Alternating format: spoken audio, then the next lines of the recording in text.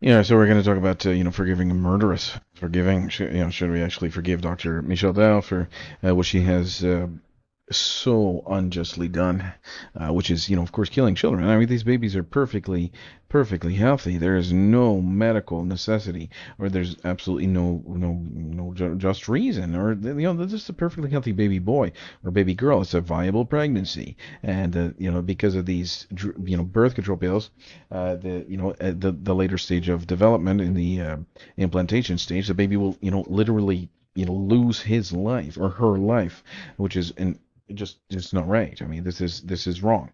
It's a crime. It is murder. So, I mean, the idea of forgiveness. I mean, forgiveness in this context is deeply challenging because it requires separating justice from personal resentment. So Jesus' command to forgive 70 times 7, we're going to look at that right now. It does not mean ignoring wrongdoing or allowing evil to go unchecked.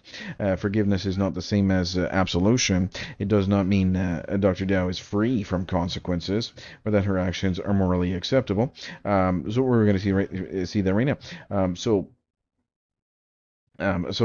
Then came Peter to him and said, Lord, how oft shall my brother sin against me, and I forgive him? 7 times, right? So let's say, for example, I were to ask, well, let's say, if Jesus was here right next to me, I would ask him, Lord, how many babies did I lose, and should I only forgive Dr. Michel for those 7 children that died? And that's the thing too, right? How many children died that are mine, right? How many of my children died, right? Is it 7, right? And 7 of my children died. And Jesus said unto him, I say not unto thee until 7 times, but until 70 times 7. The wisdom of Jesus is, even if you're not a Christian, I mean, you can admit that this is wise words. I'm talking about forgiveness here. So what is that going to give me? And I have to admit, man, my heart is I mean, she's living rent free in my head. I'm, exceedingly, angry at her for killing my children. I am. I mean, if you've ever had that, there's a murderer that killed your child. It's a horrible feeling, especially knowing that this person is my cousin. I mean, we share the same grandmother. She killed my child. Yeah. So it is something that I have to look forward into my heart is the day that I will, forgive her. Maybe that day could be today. Maybe. Well, let's continue. Let's continue with our notes here. So true forgiveness, as taught by Christ, is about freeing your own heart from hatred and resentment. Even while pursuing justice, forgiveness does not require the other person to repent. It is an act of the will, not of emotion. But reconciliation, which is different from forgiveness, requires repentance on the part of the wrongdoer. So if there was a type of reconciliation there, and, Dr. Michel would say, look, I'm really, really sorry. I admit that I either was grossly negligent and I didn't know the prescriptions that I was signing, or that I hid the fact from these underage girls that I didn't tell them that these were abortifacients. Either way, she's not going to admit any of that. She's just going to continue on. Well, maybe. Maybe she'll have a change of heart. See, the thing is, true forgiveness is not about her, right? It's about me. I need to forgive her with my own heart. In cases where someone refuses to acknowledge their guilt and even mocks the truth, justice must still be pursued. Everything that I said about the prosecution and she needs to go to prison, I mean, yes, I mean that is 100% true. Um, Christ forgave those who crucified him. They actually literally killed him, right? But he also rebuked the Pharisees and warned them of the judgment to come. There is a judgment, absolutely. At the end of your life, there is a judgment, and she will see the day where she's going to have to do a whole lot of splaining, right? If you know what I mean. Right? Why did you kill all these babies? Oh well, I wanted to make some money to have a brick mansion.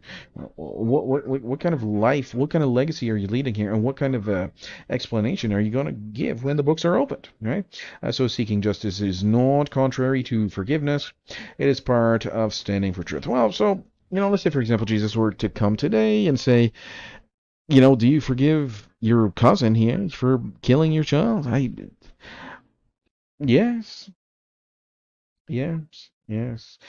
First of all, she's deceived into the cult of atheism, which was um, brought to you by the Jesuit priest Georges Lemaitre, and Georges Lemaitre was a Belgian, priest, and he's the one that basically, made this whole Big Bang theory and all this stuff that you all of a sudden you don't need the Bible anymore to explain, the origins of life and all this stuff. So the Big Bang theory will not really explain anything, but we're just gonna believe in it anyways. And it's a religion. Atheism is not, but a religion brought to you by Charles Darwin. And Charles Darwin has got his hand hidden in the jacket there, and a whole bunch of people will believe that we belong from we evolved from a monkey and all this stuff, and we're living on a big rock in the heliocentric space and all this stuff.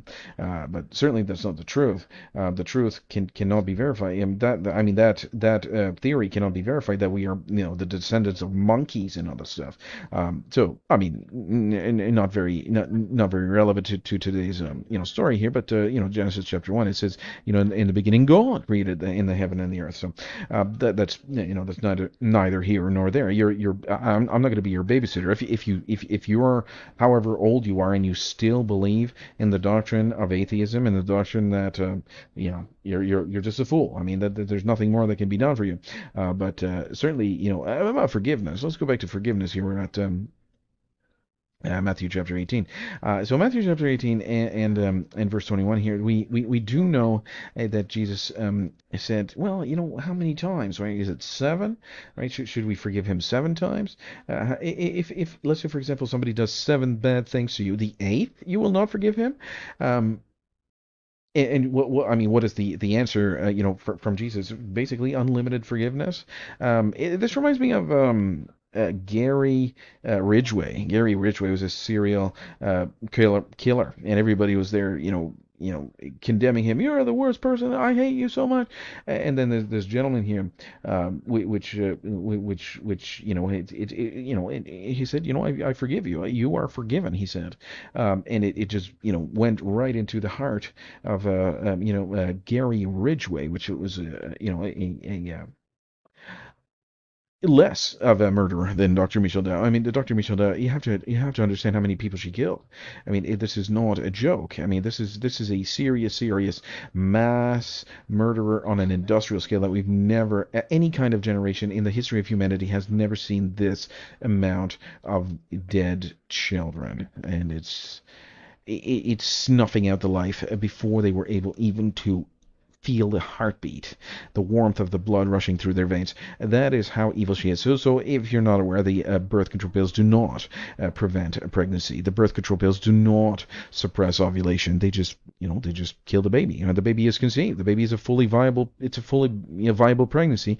The baby boy or baby girl will be alive for a week and a half, and then later die. Right? So the woman will be pregnant, and these children are being killed, right? And it is a death. So at the end of the day, should I? And I'm not making this just for the video. I mean, I am seriously conflicted in my heart. I mean, should I just you know no, I'm not going to stop talking about it. I mean, I mean, for forgiveness in my heart. I mean, she killed my child. I mean, she killed my child. She killed my child. The mother of my the mother of my children was taking these pills, and all of a sudden there's no other children, right? So my kids don't have a sibling because of her, right? The baby died. um so I mean, forgiveness, I mean, yes, forgiveness. It's extremely annoying. It's extremely annoying. It's extremely annoying. No, just everything else, right? This is grief that I still have to go through grief. And that will never change, right? I lost my father. I lost my child. So I mean, there's grief there. I'm grieving, seriously grieving, right? She did a terrible, wicked thing to me, a really terrible thing, wicked thing to me. Should I forgive her? I mean, I will forgive her. Yes. It's very difficult. It's extraordinarily extraordinarily difficult to forgive such a wicked, depraved look. And she doesn't even care. Right? She doesn't care that I forgive her. She doesn't care that that I'm hurting so bad. She doesn't understand the reality of life. Right? She just believes into some sort of heliocentric space monkey, a grandfather. She literally believes into spinning space monkey grandfather, and that's the basis of her whole reality. Right? If your whole reality has been pounded into you by pharmaceutical medical school, these types of guys here that are hijacking the medical curriculum and all this stuff, which that's exactly what they did, right? And they will push these abortifacients, and for them a unique human life, it's nothing, right? They don't care about life. They just don't care. They just care about making the medical industry profitable. And certainly it's not a medical industry, and I should not be saying that. It's a pharmaceutical industry. But as for forgiveness, let's go back to what did this is a conversation between Jesus and Peter, right? So let's read this one more time because it's so important. Then came Peter to him and said, Lord, how oft shall my brother sin against me, and I forgive him? Till 7 times? And Jesus said unto him, I say not unto thee until 7 times, but until 70 times 7. Right? 70 times 7. What does that mean? Well, and that's why we're making this video. It's the endless forgiveness there, the endless forgiveness, and it is extraordinarily difficult. This is extraordinarily this is maybe the hardest thing that I've ever done, right? To forgive my own cousin for killing my child, right? And there was another issue before that, but that is nothing in comparison to actually killing my child.